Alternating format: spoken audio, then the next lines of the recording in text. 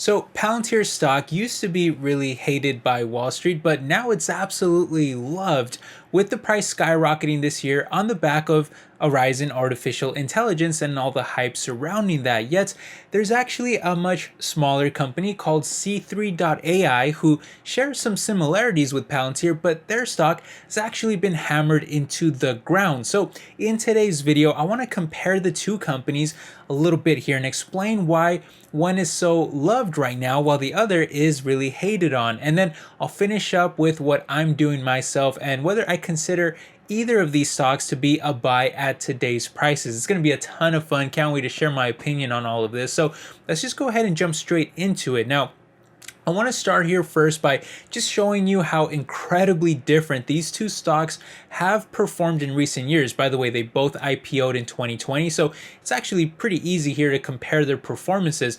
And when looking at it, well, over the past year, Palantir stock has more than doubled in price, while C3 actually fell by over 20%. And from the 2020 IPO, well, Palantir has more than tripled to now just about an all-time high, while C3 has actually crashed into the ground, losing over 80% of its entire value. So just completely different performances and completely different treatment by Wall Street on these two stocks. And yet, business-wise, the two companies actually do have a lot of similarities. Both have expertise in using artificial intelligence software to improve the efficiency and management of companies and even governments' data and their overall businesses, albeit C3's is much smaller in scale and is really nowhere near as broad and robust and probably as strong, I would say, as Palantir's, with a bit more of a specialized, kind of maybe localized focus, especially on generative artificial intelligence, which they've been pushing more heavily into recently, but it's still mostly the same overall concept, I would say, in terms of these two businesses and what they're kind of trying to achieve. Now, for its part, though, Palantir has seen huge success in helping government bodies with things like counterterrorism and other military operations, while more recently further expanding into the commercial sector as well. Last quarter, for example, their U.S. commercial sales soared by a whopping 55%. Now, mind you guys, this is during what is a pretty horrible economy here with interest rates and inflation on everyone's minds, and yet businesses are still willing to shell out money to Palantir for their services because, well, frankly, they actually end up saving money in the long run when they use them. For example, Fujitsu recently said that they're getting a $9 million annual cost reduction after implementing Palantir after only 3 months. That's pretty crazy. And even bigger example here would be their older partnership with Airbus, who uses the platform to conduct optimizations on a set of issues worth tens of billions of dollars. And similar stories can be found with C3 as well, albeit a bit smaller. But one of the biggest deals that they have is with the oil giant Shell, who actually said not too long ago that they save more than $2 billion a year through the partnership, and that's also very impressive. Now, this really, in my opinion, shows the power of artificial intelligence and just how valuable it can be long-term for so many different entities, especially big ones, right? Which, by the way, going back to Palantir for a second, well, their government business is also doing just fine too. I mean, it may not be growing quite as high in terms of a rate as commercial, but it's still doing phenomenally well, growing by over 20%. And really, it feels like every earnings report we hear about some new giant contract with the military being awarded to Palantir, with this most recent quarter being no exception either, with another $500 million 5-year contract announced for AI and machine learning operations with the Department of Defense. Now, turning over to C3, again, it's a similar story here, but just a bit, I would say, a much smaller one, a much smaller scale in terms of everything that they do. Now, C3 has also seen kind of a evenly split business between government and commercial, implementing their AI software to improve all operations across the board. And just like Palantir, they're also seeing a surge in demand this year despite the weak economy, with another 47 agreements signed last quarter and total revenue growth of 20%. Again, it's just not at the size and scale of Palantir, but some similarities can be found, and the demand for their AI capabilities also appears to be there as well, even if it's not quite as strong as Palantir's. But if C3 is actually growing and they have a lot of future potential, which we're already seeing the benefits of, and we can also see another very similar company benefiting from that in a gigantic way too, with Palantir having a lot of success there. So we can see what's possible for C3. Well, then why aren't investors taking to C3 stock too, just like they are with Palantir? Well, it's actually pretty simple. The differences when compared to Palantir is that Palantir grew much faster, larger, they built more connections, and they're actually profitable now too, which is huge, whereas C3 is a much different story there. And I'll touch on all of that in just a second here, but one other thing that I also just want to quickly mention with Palantir's success, especially this past year, has been the implementation of AI boot camps, where they basically go out to all of these corporations, and they put them through an AI instructional course, let's say, where they show them and teach them how to use Palantir software and capabilities, and they demonstrate to them just how valuable those services can be for their businesses, which has been a huge success for them in convincing companies to adopt Palantir's products and services. In fact, just over the past year alone, they've already completed AI boot camps with over 1,000 different companies, which helped them grow their US commercial customer count by over 80% during that time. That's incredible growth considering the macro conditions. And this latest quarter alone showed close to 100 new deals being signed worth over $1 million each, with 33 of those being worth over $5 million each and 27 worth over $10 million too. And you can also see in these examples too, just how much success really they're having with the AI boot camps. For example, it took them just 6 weeks to go from an AI boot camp to a 7-figure deal being signed with a leading global life sciences company, and the same results was also seen for a large wholesale insurance firm, except that one they accomplished it in just 16 days. It's very impressive work, and I think it's a big reason for why the market is taking such a liking to Palantir stock now.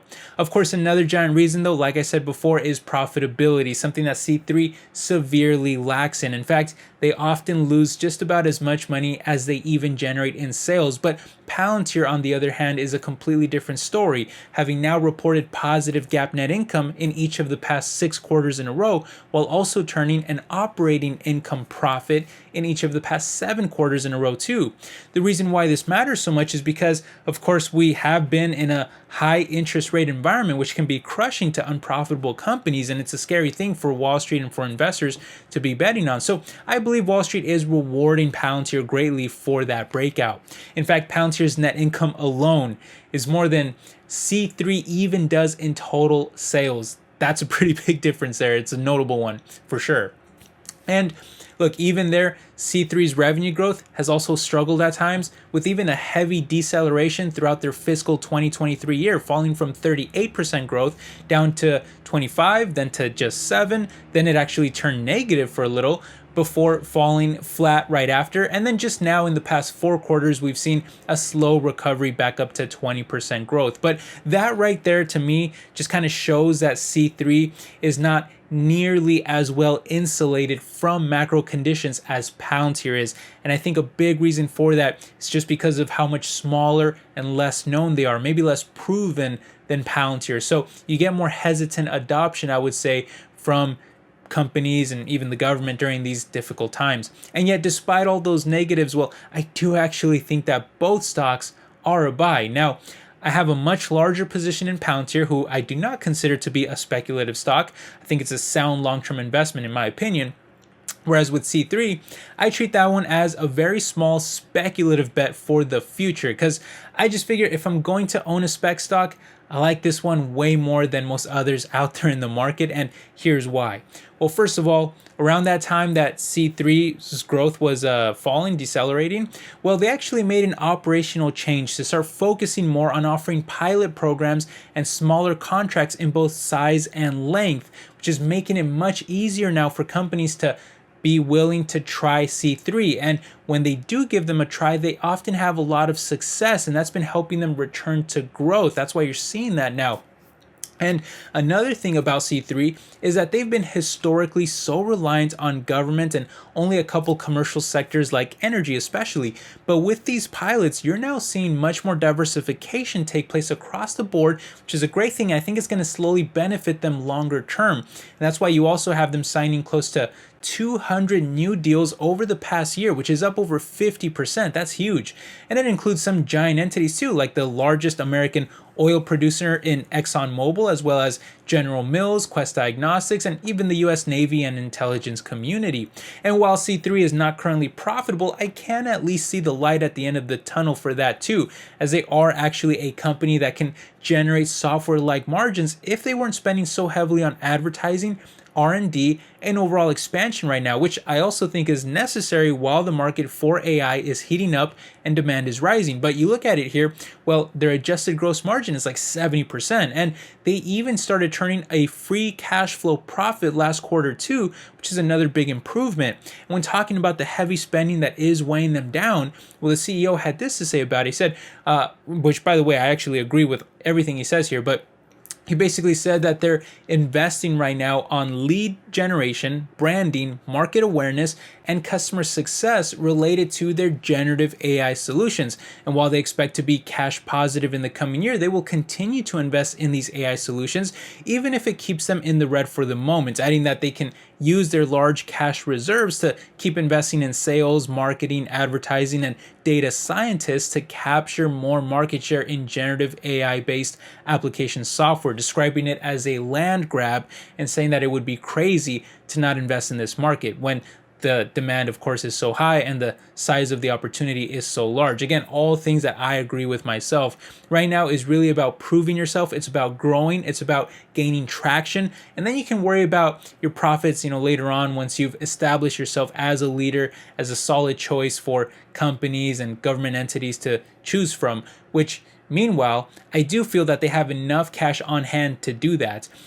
Then I would say in the future, after that, I feel you can worry about making cuts and operating more efficiently. But right now, your focus really should be on just proving yourself and becoming more well established as a recognized brand. Because you look at the market opportunity, just AI software alone is expected to break north of $1 trillion by the 2030s, and yet C3 didn't even generate even just $1 billion in sales in all of the past year. So the opportunity is tremendous, and they got to try to capture as much of it as possible and as early as possible. And look, I've said this many times, but I'll keep saying it.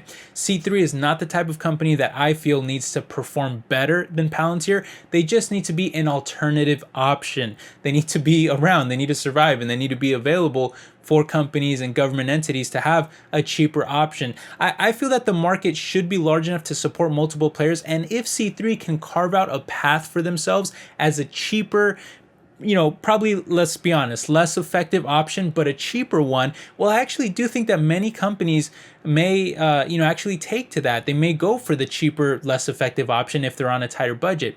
Again, I only own this one as a very small speculative play, and I just feel that at the current valuation, it's a bet worth gambling on for me with a forward price to sales ratio that is almost 70% lower than Palantir's. Obviously, there's a reason for that. Again, I went over all of that in this video, namely profitability, but also, again, I would argue that C3 has at least the potential to get there one day if they can continue to execute long term. Anyway, all of this is just my opinion. I would love to hear yours. So drop your comments down below. Let me know how you feel about either of these companies. And if you own any stock yourselves and everything we discussed today, if you have any input, I'd love to hear it. I'll respond to comments and we'll have some fun discussions. But anyway, thanks again for stopping by, my friends. Thank you for all your support. I hope you're all doing well out there, and I will catch you in the next video. All right, take care, everybody. Bye-bye.